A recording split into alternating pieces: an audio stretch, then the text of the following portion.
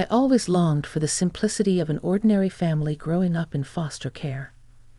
I was familiar with the feeling of being alone in the world. I had foster parents as a child, but no blood ties. What I truly yearned for was a family of my own, the perfect family with a loving husband, adorable children, and me. So when a kind-hearted man proposed to me, I was overjoyed. With this man, I thought I could finally build that ordinary family I'd always dreamed of. However, in believing so, I was the world's biggest fool. My husband George callously ordered me around after I came home from a long day at work. "Hannah, make dinner now. Mom and Emily are starving," he'd say barely 2 seconds after I walked in the door. George, my mother-in-law, my sister-in-law, none of them ever thought of cooking. My name is Hannah, and I found myself stuck with this terrible family. At 29, I worked for a large corporation where George was also employed. We met at the same company. George was 30 years old, but since he couldn't get into college right after graduating high school, we ended up graduating college at the same time. First of all, it's important to mention that George was currently unemployed. He had a dispute with his boss in the sales department and quit his job. George was angry, claiming his boss was cold-hearted, but I knew otherwise. Even though George and I were married, we worked in different departments of the same company. I worked in the general affairs department, handling office work. My dedication and hard work were trusted and respected by my colleagues. During this time, the sales department manager where George worked came to me for advice. Nervously, I asked him what the matter was. He tiredly opened his mouth and explained that George had suddenly handed in his resignation that day. Shocked and confused, I had no idea this was happening. The manager explained the situation to me. George would casually leave work even if his tasks weren't finished, and he'd dump his overtime work on his colleagues. When confronted, he would lash out in anger, claiming that we shared housework since we both worked. He also insisted on leaving work on time, citing concerns for his mother and sister's well-being. Feeling guilty and embarrassed, I apologized profusely to the manager. However, he reassured me that it wasn't my fault. He expressed his disgust for George, who quit his job without consulting me, his wife. George believed he would quickly find a new job, but the reality was harsh. Despite his efforts in job hunting, he faced rejection after rejection. He resented his previous boss, convinced that he had sabotaged his chances with other companies. I can swear that my company does not engage in such practices. Even after submitting a resignation, it's common knowledge among working people to stay in the company for at least a month. There are matters like work handover and procedures to be dealt with. However, George slammed his resignation letter onto the manager's desk and went home the same day. It was obvious to me that such an unreasonable person would not be hired by any company. George was content with giving his small severance paid of his mother and sister. He was raised in a single-parent family with his mother and sister Emily. Their father divorced his mother and left, which seems to have been a wise decision. Both my mother-in-law and Emily are healthy and capable of working, but they do nothing. I pay for living expenses and do all the work. Whenever I asked George to help out at home, he yelled at me, saying, "My mother and Emily are my precious family, girl. You should be devoted to helping us out." It made no sense to me, so I snapped back at him, "Forget about your mother, but Emily is 23 years old. At least let her get a part-time job." George adored Emily a lot, who was 7 years younger than him. Emily was also taking advantage of George's kindness, pleading for pocket money. As I firmly refused to give her money, George started working part-time. It was a job managing a warehouse for a career service. George told people around him that he quit his job at a major corporation because his family was sick. He is a man who lies as he breathes, just to keep his reputation. And so, George's part-time earnings became Emily's dating expenses. Not doing any housework or work, Emily started going out with men. I was fed up with my mother-in-law stealing bills from my wallet out of her greed for money. Even if I talked to George about it, he would get mad at me, saying, "Take care of my mom if you're my wife." This is why I can't stand people who grew up all alone in foster care like you. My mother-in-law scoffed at me, calling me wicked. I was living my days with the worst family. But one day, an encounter that changed my depressing daily life arrived. When I came home after buying groceries after work, there were unfamiliar shoes at the entrance, large-sized men's sneakers. I thought we had a guest over since the shoes were larger than George's. Then a young man popped out. He was tall, had a handsome face, and his hair was light brown. When I thought Emily had brought her boyfriend, the man apologized, saying, "I'm sorry. I was in the words of dating Emily, but I'll take it back." Contrary to his frivolous appearance, his tone was polite, a wise young man making sound judgments. I spontaneously asked the young man, who was about to leave with his sneakers on, "What's your name?" "I'm Emily's sister-in-law, Hannah," I introduced myself. The young man looked up and smiled a little. He looked like a player, but he had a smart expression. After he finished putting on his sneakers, he introduced himself. "I'm James. I work as a bartender." According to him, Emily confessed to him, and he was about to accept, but he declined. The reason was that Emily showed her true nature and spilled everything because of alcohol. "All my money is from George's part-time job. My sister-in-law is stingy and ugly. She makes me work and do housework." James deeply regretted that he was inexperienced and couldn't spot a good woman because of that. But he's a kind-hearted person who couldn't leave drunk Emily alone and sent her home. Moreover, James paid for the taxi fare. Just at such times, both George and my mother-in-law were not at home. So James got our house key from Emily, who was wasted, and carried her to our living room. I couldn't just leave her at the entrance. "I swear I didn't steal anything, ma'am," he pleaded. He seemed to be studying at a vocation school during the day and working as an apprentice bartender at night. Emily had called him out after school, claiming to work at a clothing store. James didn't see through Emily's lies until the last moment. Despite his splashy light brown hair, he was a serious and sincere young man. His natural hair color, a mix, matched the flashy appearance. "This is the business card for the bar I work at. Sorry for the trouble. He's running late, but he said he's ready to work now," he explained. "Thank you for bringing Emily home. Have a great shift," I replied, smiling, as James left. Normally, I would report a young man who was at home without permission and had a connection with Emily. But I intuitively thought that James was a trustworthy person with good nature. It was a silver lining that he hadn't been deceived by Emily. When I entered the living room, Emily was indeed drunk and asleep. Annoyance aside, to avoid dealing with a potential cold, I covered her with a blanket. Suddenly, Emily woke up and opened her mouth, unable to pronounce her words exactly. "Hey, where's James, my boyfriend with the brown hair, so handsome?" she mumbled, checking her phone. James had verbally told her he couldn't date her, but it was in vain. Emily was too drunk to understand James' intentions. Cleverly, James had politely declined through a text. Emily had no recollection of revealing her true nature. She cried and grew angry, feeling like James had abandoned her. "What's wrong with me? I've been deceived," Emily wailed, oblivious to her own deception. Ignoring the commotion, I started cooking dinner.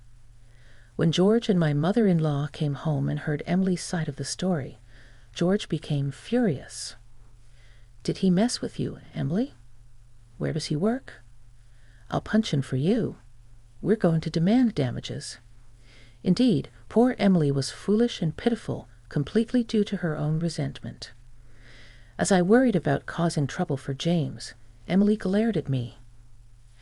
"Anna, did you say something to James?" she demanded, showing me the text on her phone. The message read, "I can't date a liar." Emily had drunkenly revealed everything but thought I was the one who tattled. George and my mother-in-law also confronted me, so I explained the truth of my encounter with James at the entrance. He was trying to take care of Emily and was about to leave the house when we ran into each other. That's all, I asserted, making it clear that I hadn't said anything unnecessary to him. George clicked his tongue and turned his face away from me. "Emily, let's eat sushi today. It's premium sushi," he declared, deciding to order sushi delivery on his own and indulging with my mother-in-law and Emily, all on my tab, without touching any of the dinner I had prepared. The laughter of the three of them echoed through the house. Eating sushi as a family is the best. It makes up for the usual terrible cooking, George remarked between bites. "Really, it's so delicious. It compensates for the usual bad food," my mother-in-law chimed in, joining the laughter, agreeing with them. George laughed along, enduring their mockery. But amidst their joviality, I felt an overwhelming sense of emptiness. Is this the family I had yearned for when I got married? How foolish I had been. Suddenly, the face of my only family member with whom I had become estranged after marriage floated in my mind. For some reason, I recalled James's kind smile and felt a pain of longing. Several days later, a turning point arrived while I was cleaning the house on my day off. George brought me a bank book. Seeing the deposit notification, panic surged within me. The bank book recorded the savings I had carefully accumulated before our marriage. With a triumphant look, George handed me the cash card. "I'm giving the $100,000 you saved to my parents and sister. If you refuse, we divorce," he declared. "This was the money I have been saving for our future child's expenses." I had hoped that having a child would change things, that George might distance himself from his mother and Emily, but George crushed those dreams. "I care about my mother and sister more than our kid. Do as you like." Realizing that building a happy and ordinary family with George was impossible, I showed him the divorce papers I had prepared. "If you accept this, we're getting a divorce. It's over between us," I stated firmly, with joy. George filled in the necessary information on the divorce papers and handed them back, ignoring his elation over the $100,000. I packed my bags and left the house, submitting the divorce papers, which got registered without a hitch.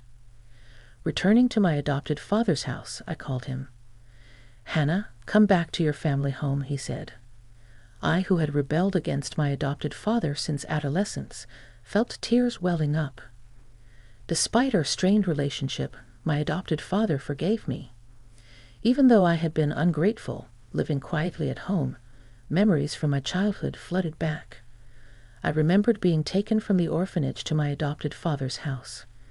At that time, I had an adoptive mother who loved me as if I were her own daughter. But she passed away from illness during my junior high school days. I began rebelling against my adopted father. His frequent absences due to work left me feeling lonely. But upon reflection, I realized that both my adoptive father and late adoptive mother had cared for me deeply. Fixated on the idea of a normal family, I had overlooked the love of those closest to me. Now divorced, I felt a huge burden lifted off my shoulders. With this weight off, I threw myself into my work. It was during this time that I ran into James again. As I was leaving work one day, I bumped into the sales department manager in the elevator hall. "Good job today," I greeted him, to which he kindly responded, "You've been through a lot. You look better than before, and I am so happy for you." He sincerely praised me for holding up well after my divorce. As I bowed and entered the elevator, the manager's tone turned serious. "There's a bar that's been talked about in the sales department," he mentioned. "I want to go, but it's a bit too fancy for an old man like me." Despite being married with children in high school, he expressed curiosity about the place. "What kind of place is it? A cafe or something?" he wondered aloud. He then humbly asked me to accompany him. Knowing the manager's sincerity, I agreed to accompany him to the bar. The bar recommended by the manager's colleagues turned out to be a hidden gem in the basement. "Don't be nervous," the manager reassured me as he opened the door to the shop. Inside, the decor was chic, appealing to younger crowds. But what shocked me was when I looked at the bar counter and saw James, the bartender I had encountered before my divorce. He seemed a bit surprised, but quickly greeted me with a smile. "Welcome. It's been a long time, Hannah," he said. The manager, noticing their interaction, raised his voice. "Do you know each other? The women in my department have been talking about a very handsome man working here. He looks like an actor," he chuckled. James, however, downplayed it. "Not at all. I'm just an apprentice," barked Hender. "What would you like to order?" As I was not accustomed to bars, I let James recommend a drink for me. Meanwhile, the manager opted for a non-alcoholic cocktail. The atmosphere was serene and the clientele were refined. During our conversation, James mentioned that his father was the owner of the bar. Despite my initial rebellion and college pursuits, I found myself inspired by my father's line of work. As we sipped our drinks, I mentioned my recent divorce. The boss, unusually furious, commented, "That woman's ex-husband is outrageous." "I shouldn't have given him a retirement allowance," muttered the boss. "But did you get drunk on a non-alcoholic drink?" James prepared a mint, smiling at me. As I forced a smile, he offered the Minnesota to the boss for free. The boss calmed down a bit, and while drinking Minnesota asked, "Hey, mister, do you send drinks from other customers like in dramas?" James laughed cheerfully at the boss's serious question. "Ah, I've never done it." Urban legend, perhaps. Amidst the pleasant atmosphere at the bar, my phone suddenly rang. I was about to step outside, but James assured me it was okay to answer the call here. Upon confirming it was George, my ex-husband whom I had divorced, I was annoyed by the interruption of the fun gathering, but I answered due to the persistent calls. Before I could inquire about the purpose of the call, George complained loudly, "I can't withdraw money." "Your balance is zero." Of course, that's after I transferred the deposit to another account. Would anyone keep a passbook with a $100,000 deposit in a house where those 3 greedy people live? I retorted. The passbook George stole from me was a dummy. The real one was carefully hidden by me. That's how I still had the $100,000. When I informed him, George was dumbfounded. Meanwhile, my former mother-in-law and Emily were overseas living luxuriously. They gambled, and as their funds started to run out, they'd attempted to dip into my $100,000. However, they couldn't withdraw the money and were distressed enough to call me. George threatened me to send all my assets immediately. I refused and handed over the dummy passbook obediently. I'd also relinquished the house in the property division, wholly declaring that I no longer knew anything about it. Meanwhile, James asked me to lend him my phone in front of me and the boss. He ruthlessly demanded, "George, there is a tab of $3,000 for your sister's drinks. I'm sorry, but please pay." After saying only that, James returned my phone to me. "So, work hard for your beloved mother and sister, big brother," I said as George cried for help, but I hung up the call. Apologizing for the fuss, James offered me a cocktail with a smile. "It's on me, an Andrew ginger ale for the boss." "Let's toast to the refreshing turn of events," James said. The boss and I toasted to George's miserable fate. From then on, George truly fell into a hell of debt. When he was at a loss in a hotel overseas, a kind gentleman approached him. The gentleman, a precedent in finance, offered to lend him money. If George was in trouble, George, not direly in need of money, jumped at it without considering the interest. As a result, his debt ballooned to $500,000, and he was in a crisis. The kind gentleman even prepared a job for him to repay the loan. Now, it seems George is working on a fishing boat, and nobody knows where he is. Emily and my former mother-in-law had an obligation to repay. Working from morning till night except for sleeping, they sold their house and now live in a small apartment. I was going about my usual routine at my parents' home when, unusually, my foster father was also present. As we chatted, he remarked, "You're well prepared," pitching my ex-husband to the deep end, referring to the individual who lent money to George, effectively sending him into a financial trap. My foster father was a prominent figure in the financial industry, well connected in various fields. George was on a family trip abroad with the proceeds from selling all of my jewelry, which he couldn't have afforded with just his part-time job salary. When I got married, my foster father had instructed me to save two things, the jewelry and the house. "You show up just in time in front of George, and you see through everything," I remarked, astounded by his foresight. Laughing, he mentioned that he also knew about my rapport with the young bartender, James.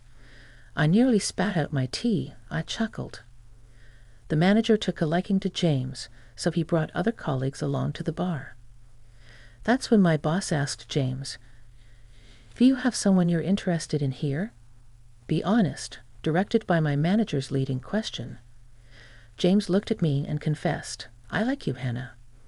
If you're okay with someone as inexperienced as me, let's get together." Stunned, I reminded him of our age difference and my divorce. But James persisted, expressing his feelings earnestly. In an unexpected turn of events, I found myself with a 23-year-old boyfriend. My manager was overjoyed, declaring himself my wingman. I intended to tell my foster father about James later, but he found out when I mentioned visiting James' bar. "He's a very nice young man," my foster father remarked, contrasting him with George. My foster father had always been fiercely protective of me, and though he could be extreme, he was a kind father. I felt grateful to have him in my life. When I shared my plans to start a new family with James, he smiled and congratulated me. Next time, I plan to take a break and go to the hot springs with my dear foster father, with James joining us. I promised to marry James, and I could already envision a harmonious family dynamic between my father and James. With a smile, I reported my plans to my father, who returned the sentiment with warm congratulations. "Congratulations, Hannah," he said, sealing the approval for my new journey ahead.